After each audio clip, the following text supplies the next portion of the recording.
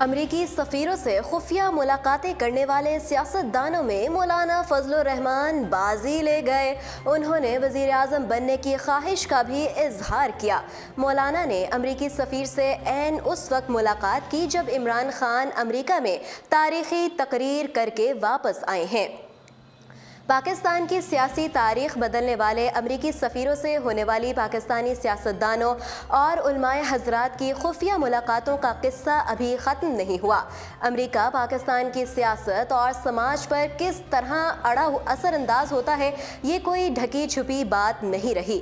مولانا فضل الرحمان کی امریکی سفیر سے ہونے والی حالیہ خفیہ ملاقات کو بھی اس پس منظر کے ساتھ سامنے لایا جا رہا ہے کہ مولانا کا امریکی سفیر سے ملنا موجودہ حکومت کے خلاف کوئی بڑا قدم اٹھانے کے لیے حمایت حاصل کرنا ہے، جبکہ مولانا خود کئی بار امریکی سفیروں سے اس خواہش کا اظہار کر چکے ہیں کہ انہیں پاکستان کا وزیر اعظم بنا دیا جائے۔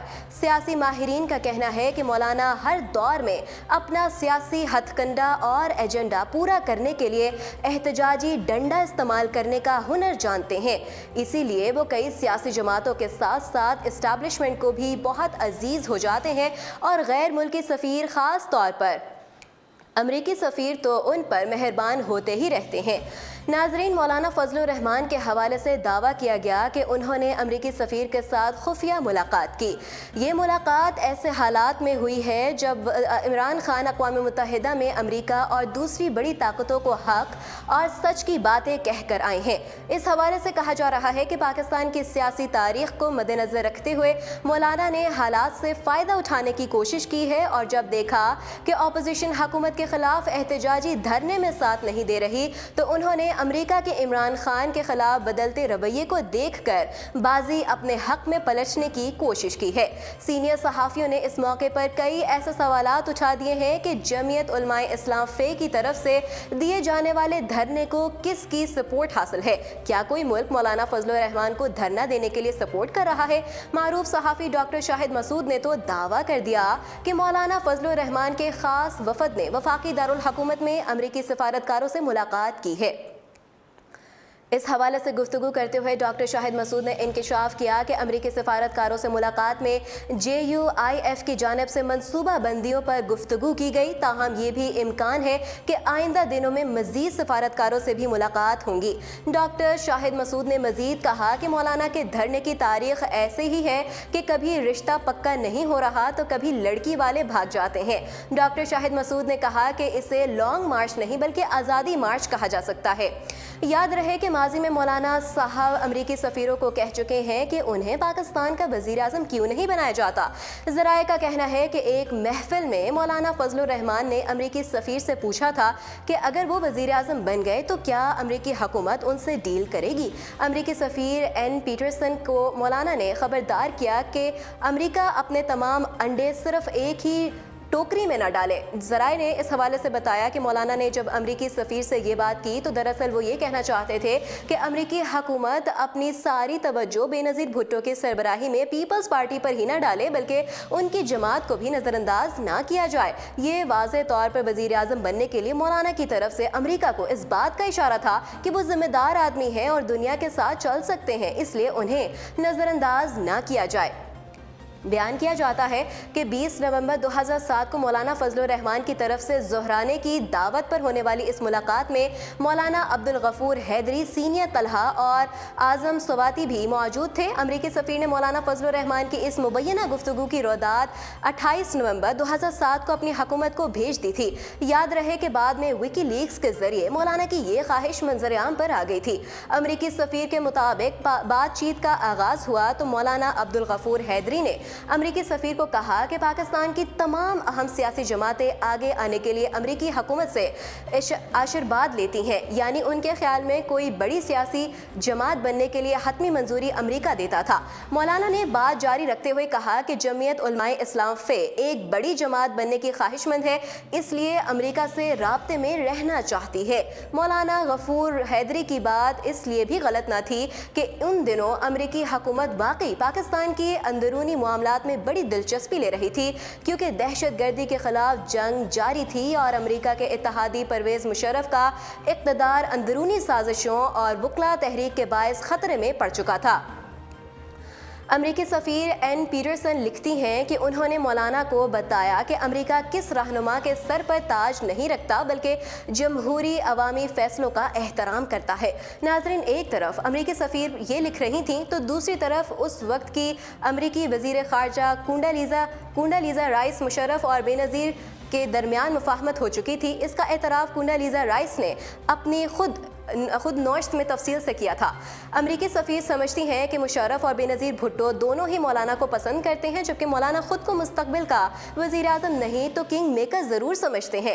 ناظرین، مولانا نے امریکی سفیر کے لکھے اس متن کی تردید کی تھی اور کہا تھا کہ دراصل اس ملاقات میں ان سے پیپلز پارٹی کی حمایت کی درخواست کی گئی تھی اور اس بات پر حیران تھے کہ امریکی پاکستان کے اندرونی معاملات میں کس قدر مداخلت کر رہے ہیں۔ ایک رپورٹ کے مطابق اس واقعے سے قبل اکتوبر 2002 میں جنرل مشرف کی چھتری تلے ہونے والے انتخابات میں جب کوئی بھی جماعت واضح اکثریت حاصل نہ کر سکی تو ایک موقع ایسا بھی آیا تھا جب اسلام آباد میں مولانا فضل الرحمان کے وزیر اعظم بننے کی باز گشت سنائی دینے لگی تھی۔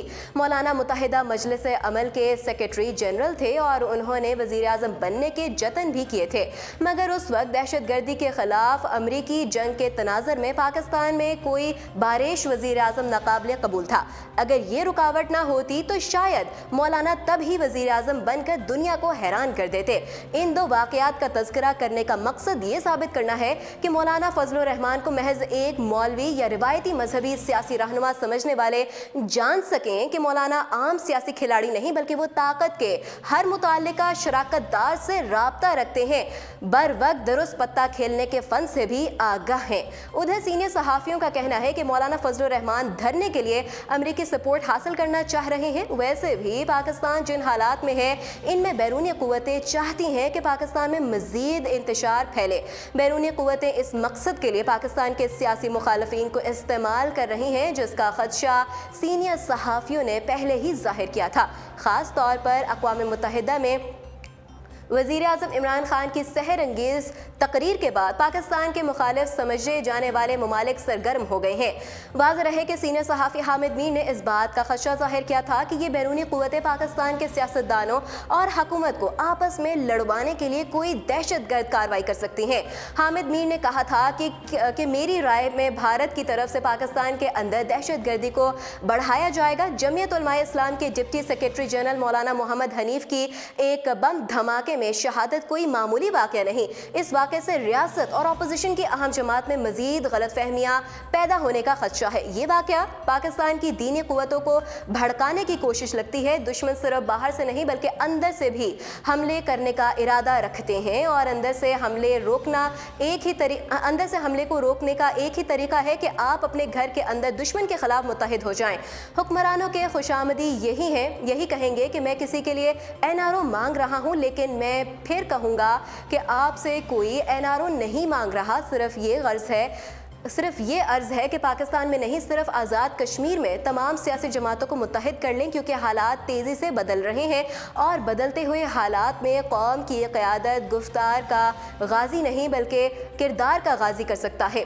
نامور صحافی صدیق جان نے بھی یوٹیوب پر پوسٹ کی گئی اپنی ویڈیو میں جمعیت علماء اسلام فے کے سربراہ مولانا فضل الرحمان سے متعلقہ بات کرتے ہوئے کہا کہ مولانا فضل الرحمان نے ریاستی اداروں کی منتیں اور ان کے ترلے کرنا شروع کر دی ہیں۔ مولانا فضل الرحمان نے ان کے سامنے ہاتھ تک جوڑ دیے، ان کے پاؤں پڑے ہوئے ہیں اور ان سے کہہ رہے ہیں کہ مجھے اچھی والی فیس سوئنگ دے دو۔